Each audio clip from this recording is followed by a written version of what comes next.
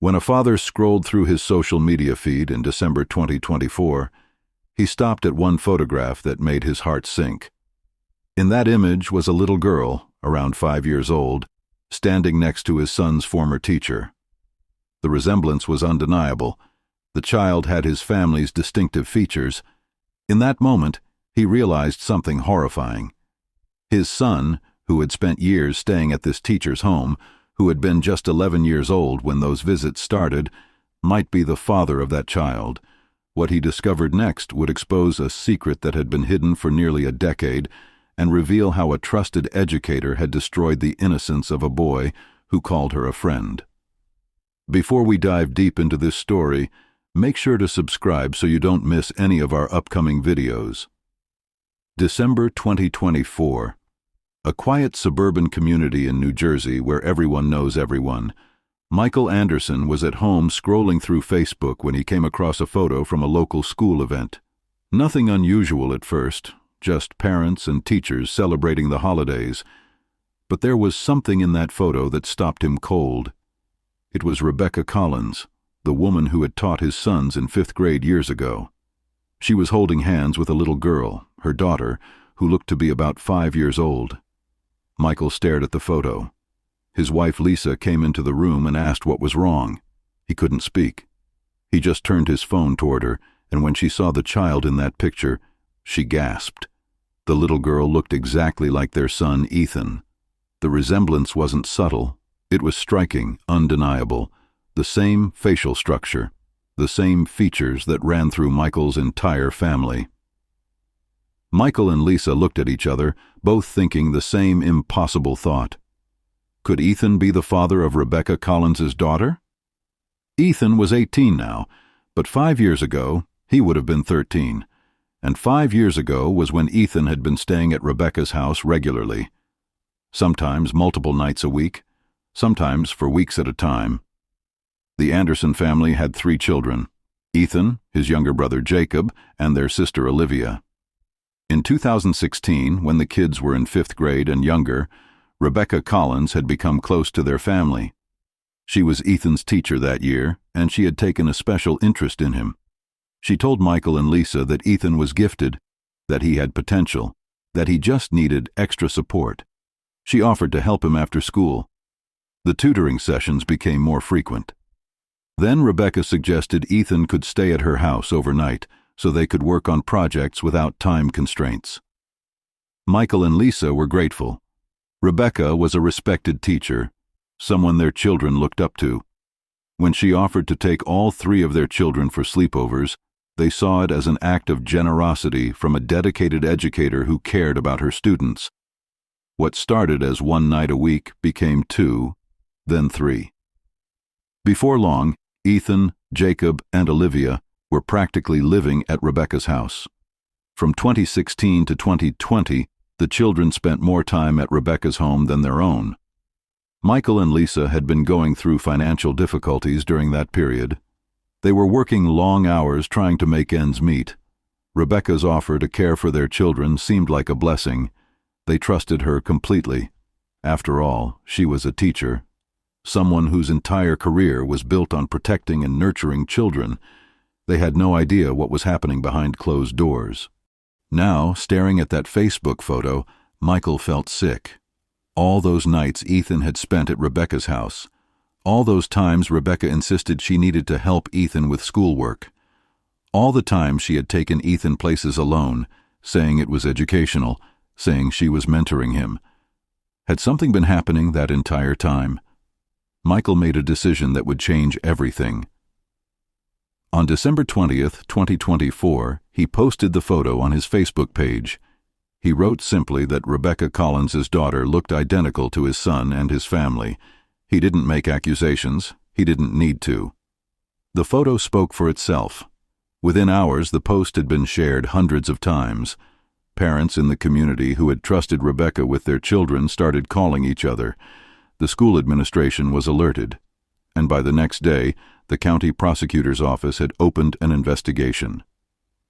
Detectives arrived at the Anderson home to speak with Ethan. The young man who opened the door looked exhausted, like he hadn't slept in days. When detectives asked if they could speak with him privately, Ethan's hands were shaking. He knew this day was coming. Part of him had been waiting for it for years. Detective Sarah Martinez had worked in the Special Victims Unit for over a decade. She had interviewed countless victims of child sexual abuse.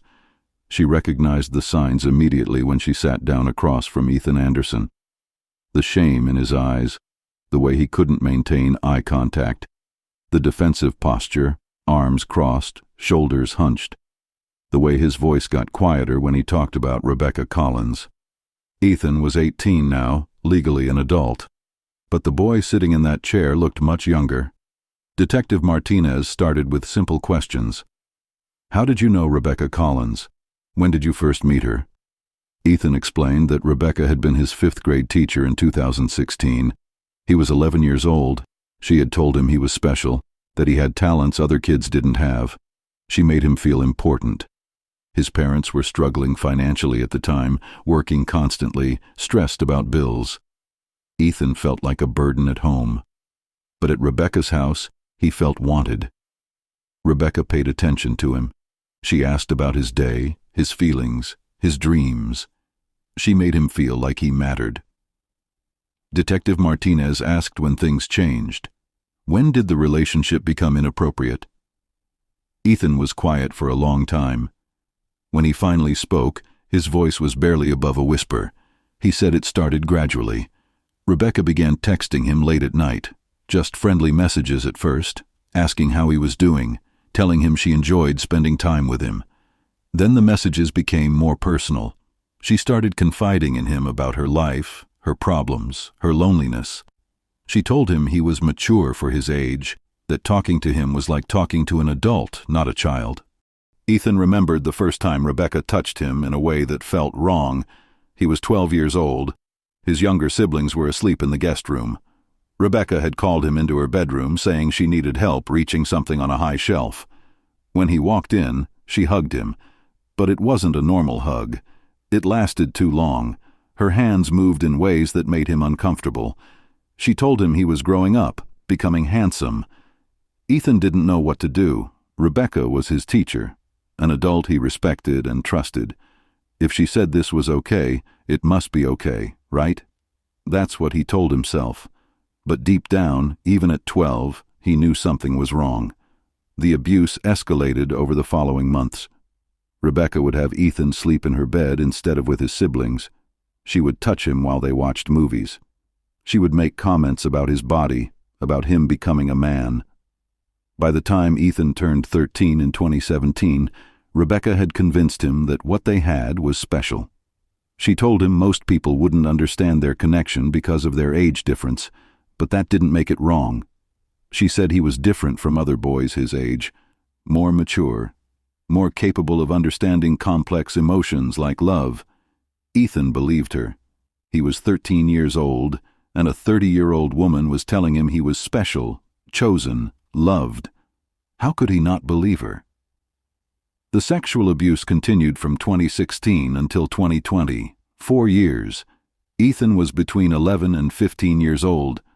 During that entire time, he lived with the secret, carrying it like a weight that got heavier every day. Detective Martinez asked the question she needed to ask. Did Rebecca ever become pregnant during this time? Ethan's eyes filled with tears. He nodded. He said that in 2019, when he was just 13 years old, Rebecca told him she was pregnant. She was crying when she told him, but she was also smiling. She said they had created life together, that this baby would be proof of their love, that they would figure out how to make it work. Ethan remembered feeling like the walls were closing in. He was 13. He still asked his parents for permission to go to the movies. He had a curfew. He did homework. He played video games with his younger brother, and now he was going to be a father. Rebecca gave birth to a daughter in late 2019. She named her Emma. When people asked about the father, Rebecca had a story prepared. She told everyone she had used a sperm donor because she wanted to be a mother. People believed her without question. Why wouldn't they? Rebecca was a respected fifth-grade teacher at Riverside Elementary School. The idea that she had been sexually abusing one of her students was unthinkable. Meanwhile, Ethan was falling apart. At 14 years old, he had a daughter he couldn't acknowledge. He would see Rebecca around town sometimes, pushing Emma in a stroller, posting photos on social media like any proud mother, and he had to pretend he didn't know that child was his. His parents noticed he was struggling. His grades dropped. He became withdrawn, stopped hanging out with friends. They took him to therapists, but Ethan never told anyone the truth. How could he explain that his former teacher had been raping him since he was 11? How could he admit he had a daughter with her? After Ethan's interview with Detective Martinez, the county prosecutor's office moved quickly. They obtained search warrants for Rebecca Collins's phone records, social media accounts, and home. They interviewed Ethan's siblings, Olivia and Jacob, who had also stayed at Rebecca's house during those years. Olivia, now 16, told investigators something that made their blood run cold. She said that when she was around 10 or 11 years old, she remembered waking up one night at Rebecca's house and going to find her brother Ethan. His bed in the guest room was empty. She walked through the house looking for him and found him in Rebecca's bedroom. He was sleeping in Rebecca's bed. Olivia said she thought it was weird at the time but didn't understand why. She just went back to bed. Now, years later, she realized what she had witnessed. Her brother, at 11 years old, had been in bed with their 30-year-old teacher. Jacob, Ethan's younger brother, told investigators that Rebecca had always treated Ethan differently than the other kids. She gave him special attention. She would take him places alone, just the two of them, while Olivia and Jacob stayed home. Jacob said he used to be jealous of the attention Ethan got from Rebecca. Now he understood that attention wasn't a gift. It was grooming. Investigators also discovered text messages between Rebecca and Ethan that dated back years. Messages where Rebecca told Ethan to delete their conversations. Messages where she said they needed to be careful, that people wouldn't understand what they had. Messages where she discussed being pregnant and what they would tell people. The evidence was overwhelming. On January 15, 2025, prosecutors arrested Rebecca Collins. She was charged with aggravated sexual assault, and endangering the welfare of a child. Police executed a search warrant at her home, collecting DNA samples and additional evidence. The school district was notified immediately. Superintendent Dr. James Wilson released a statement saying Rebecca had been placed on administrative leave and that the district was cooperating fully with law enforcement. Counseling services were made available to students and families. The news spread through the community like wildfire. Parents who had trusted Rebecca were horrified. Some refused to believe it. Rebecca had been such a good teacher, so dedicated to her students. There had to be some mistake. But others started remembering things that hadn't seemed significant at the time. The way Rebecca was always offering to help students outside of school hours. The way she became overly involved in certain families' lives. The way she blurred the boundaries between teacher and friend. One mother, Amanda Wright, told investigators that her son Daniel had stayed at Rebecca's house several times in 2017. Daniel was 12 at the time. Amanda thought it was wonderful that a teacher cared so much. But Daniel had come home from one of those sleepovers acting strange, withdrawn. When Amanda asked what was wrong, Daniel said Rebecca had been asking him personal questions about his body, about girls he liked, about whether he had started having sexual thoughts. Amanda had been uncomfortable but didn't know what to do. Rebecca was a teacher, a mandatory reporter. Surely if she was asking those questions, it must be part of some educational purpose. So Amanda ignored her instincts. And now, 7 years later, she couldn't stop thinking about what might have happened if she had spoken up. Another father, Robert Chen, said his daughter Sophie had been in Rebecca's class in 2015. Sophie had struggled with anxiety, and Rebecca had offered to help. But the help had quickly become invasive. Rebecca wanted Sophie to come to her house every day after school. She wanted access to Sophie's therapy records. She even suggested Sophie start calling her by her first name because they were so close. When Robert tried to pull back and limit the contact, Rebecca had called him at work, crying, saying Sophie needed her and that he was hurting his daughter by keeping them apart. Robert eventually changed Sophie's school to get away from Rebecca's influence. The pattern was clear. Rebecca Collins had spent years cultivating relationships with vulnerable children and their families. She positioned herself as someone who could provide emotional support these kids weren't getting at home, and most of the time, parents were so grateful for the help that they didn't see the red flags.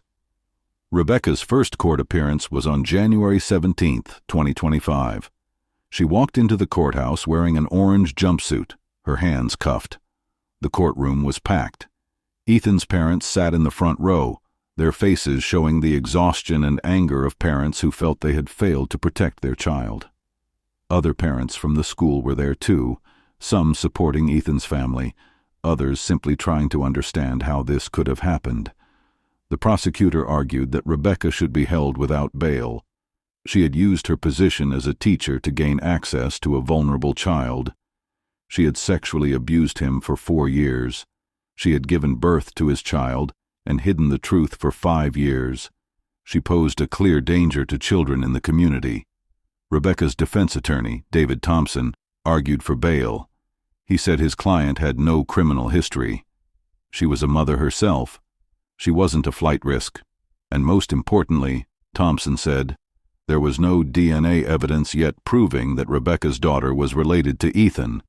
The accusations were based solely on a resemblance noticed in a Facebook photo. The judge made a controversial decision that shocked the courtroom. He granted Rebecca bail with strict conditions. She would wear an ankle monitor. She couldn't go within 500 feet of any school. She couldn't have contact with Ethan or his family. She had to surrender her passport, but she would be released pending trial. On January 22, 2025, just 7 days after her arrest, Rebecca walked out of the correctional center. Ethan saw the news on television. He called his mother, his voice shaking with anger and disbelief. How could this happen? How could the woman who raped him for 4 years be free while he was still imprisoned by the trauma she caused? Lisa Anderson didn't have an answer. She held the phone and listened to her son's pain and felt completely helpless. This is the reality of the justice system when it comes to female perpetrators of sexual abuse. Studies consistently show that women receive significantly lighter sentences than men for the same crimes. They are more likely to be granted bail. They are more likely to have their cases dismissed or reduced to lesser charges. Society still struggles to see women as capable of sexual violence, especially against boys. While waiting for the DNA results, Ethan struggled to function. He had dropped out of college after his first semester. He couldn't hold down a job. Every time he saw a child, he thought about Emma, the daughter he had never held. Every time he saw a pregnant woman, he remembered being 13 years old and learning Rebecca was carrying his child. He was in therapy 3 times a week, but the sessions felt like reopening wounds that never fully healed. His therapist, Dr. Jennifer Chen, explained that testifying and going through the legal process would likely re-traumatize him. Ethan was experiencing that re-traumatization even though the trial hadn't started yet. Just knowing Rebecca was free, that she was out there living her life while his remained shattered, was enough to trigger panic attacks and nightmares. The community response was divided. Some people firmly supported Ethan and his family. They organized fundraisers to help with legal costs and therapy expenses. They wore blue ribbons, the color associated with child abuse awareness. They demanded that the school district investigate how Rebecca had been allowed to operate unchecked for so long. But others were skeptical. They pointed out that Ethan was 18 now, an adult. They questioned why he had waited so long to come forward. They suggested maybe he was lying, trying to get attention or money. They said boys that age fantasize about older women anyway, so even if something happened, wasn't it consensual? These comments devastated Ethan. They reflected exactly what he had feared for years, that people wouldn't believe him, that they would blame him, that they would say he wanted it. This is why so many male victims of sexual abuse never report. Society tells boys they should be grateful for the attention of an older woman, that they're lucky, that it's not real abuse. But Ethan wasn't lucky. Ethan was traumatized. He had been robbed of his childhood, his adolescence, his sense of safety in the world. And now people were telling him it wasn't that bad. Rebecca's attorney had made a strategic decision to challenge the DNA evidence. He told reporters that the state had made a conscious decision to arrest his client before DNA testing was complete. He emphasized that there was currently no scientific proof that Rebecca's daughter Emma was biologically related to Ethan. The court had authorized search warrants for DNA samples from Rebecca, Ethan, and 5-year-old Emma. But processing that evidence would take months. Thompson argued that his client was presumed innocent until proven guilty, and that the DNA results might exonerate her. It was a calculated gamble. If the DNA came back showing Ethan was not Emma's father, the entire case could collapse. But if the DNA confirmed what everyone already suspected, Rebecca would face decades in prison. The wait for DNA results felt endless. Ethan's family checked the news every day, hoping for confirmation. Rebecca continued living at her mother's house, where she had access to Emma. She couldn't work. She couldn't go anywhere without being recognized. The local media had covered the case extensively, and her face was everywhere. People would see her at the grocery store and take photos, posting them online with comments calling her a predator, a monster, a child rapist. In June 2025, 6 months after the initial Facebook post, the DNA results finally came back. Prosecutors received the lab report and immediately scheduled a press conference. On June 17, 2025, the county prosecutor stood before a room full of reporters and cameras. The announcement he made sent shockwaves through the community once again. The DNA evidence conclusively proved that Ethan Anderson was the biological father of Rebecca Collins's 5-year-old daughter, Emma. There was no doubt, no room for interpretation, no ambiguity whatsoever. The science was clear and undeniable. Ethan, who had been just 13 years old at the time of conception, was Emma's father. The press conference was broadcast live on local news stations. Michael and Lisa Anderson watched from their living room, holding each other as tears streamed down their faces. Not tears of joy, but tears of validation mixed with profound grief. Their son had been telling the truth. The nightmare they had suspected was real. Rebecca Collins had indeed sexually abused their 11-year-old child, gotten pregnant by him when he was 13, and then spent 5 years pretending the child was conceived through a sperm donor. The lies, the manipulation, the calculated deception. It was all confirmed in black and white by scientific evidence that couldn't be disputed. Ethan was at his therapist's office when the news broke. Dr. Chen had scheduled the appointment specifically for that day, knowing the results were coming and that Ethan would need support regardless of the outcome. When Ethan's phone started buzzing with messages from family and friends he knew, the DNA had confirmed it. He was Emma's father. Dr. Chen watched as Ethan processed the information. She had expected relief, validation, maybe even a sense of vindication.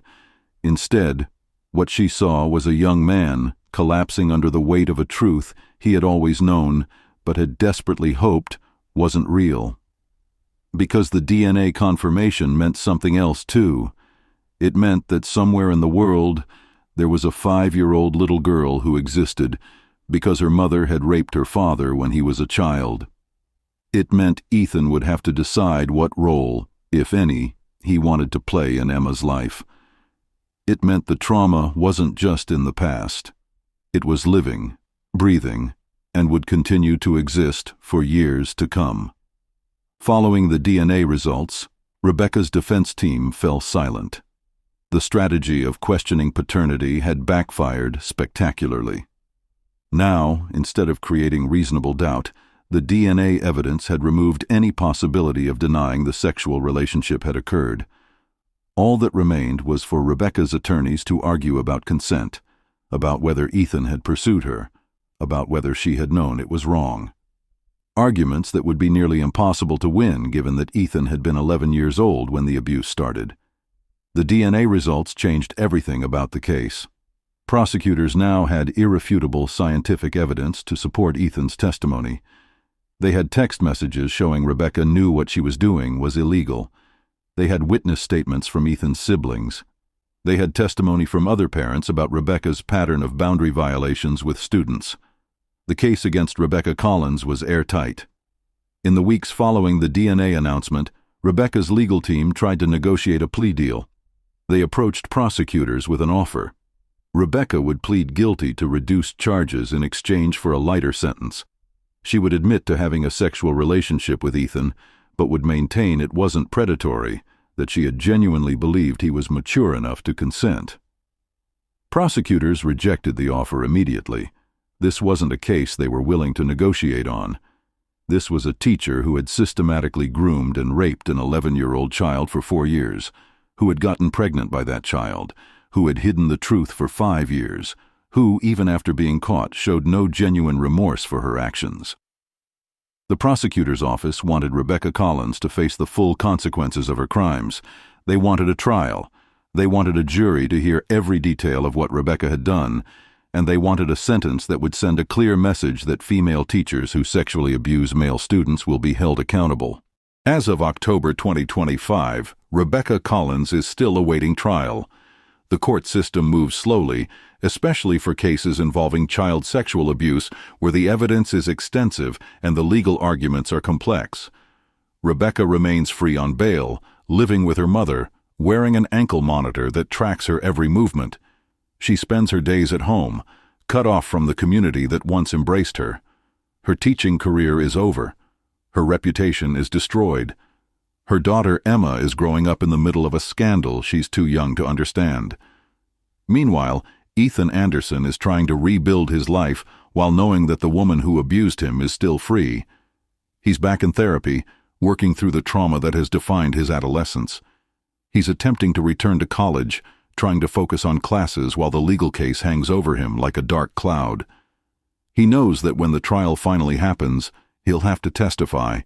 He'll have to stand in front of a courtroom full of strangers and describe in detail what Rebecca did to him.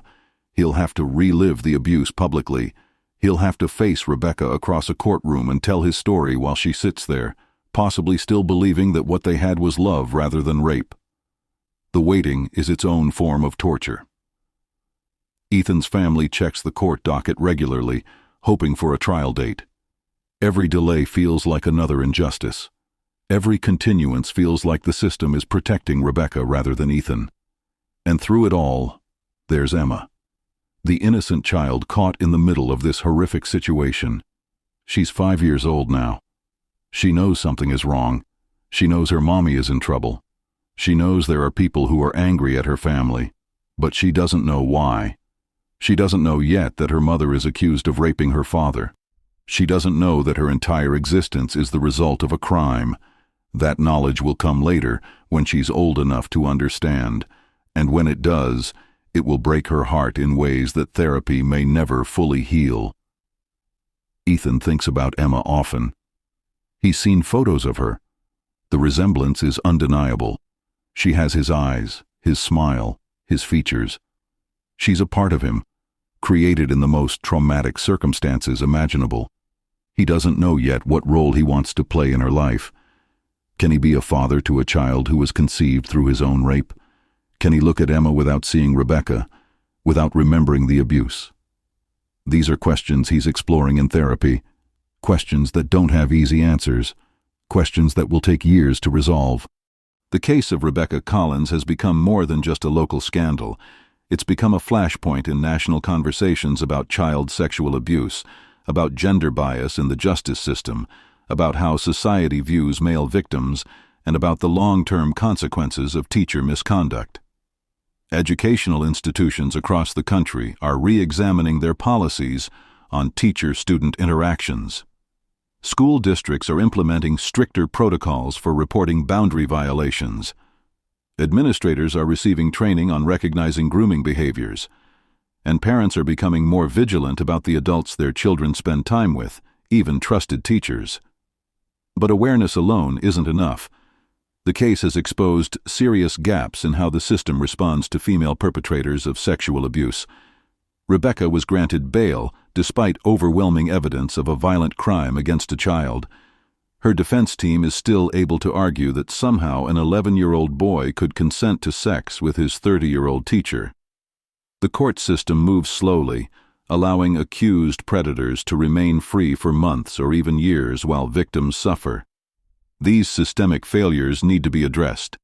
Ethan's story has resonated with other male victims who have come forward to share their own experiences of abuse by women.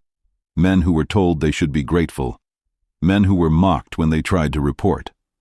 Men who internalized the message that male victims don't exist and suffered in silence for decades. The comment sections of news articles about Rebecca's case are filled with their stories. And while it's heartbreaking to see how many victims there are, there's also hope in the fact that they're finally being heard. The Anderson family has become reluctant advocates for male victims of sexual abuse.